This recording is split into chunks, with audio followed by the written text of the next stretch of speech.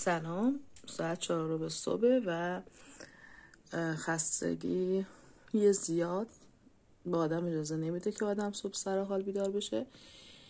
بهترین کار برای مقابله با این قضیه مصرف قطره سلیس هستش که من اینجا گذاشتم، میخوام مصرف کنم. و این نکته‌ای که باید بهتون بگم، حتما موقعی که میخواین بخوابین استفاده بکنید.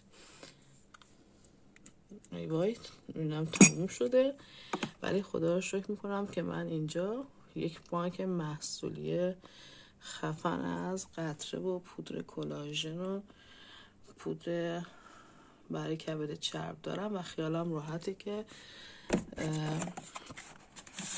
اگر مثل همچین موقعی مشکلی برام پیش نمیاد. یه لحظه اجازه بدین. خب من قطره رو باز کردم. همونطور که مشاهده میکنید یک محلول قطره سلیس و بروشور داخل پاکت بود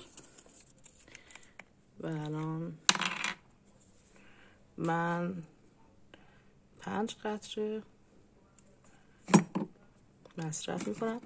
نکته دیگه این که باید حتما توی لیوان شیشه مصرف بشه قطره، و اگر میخواین که شب مصرف کنید، یعنی صبح سر حال بیدار بشین، حتما موقعی که میخواین بخوابین مصرف کنید، نه اینکه 1 ساعت قبل خواب 2 ساعت قبل خواب، نه، حتما موقعی که میخواین بخوابین.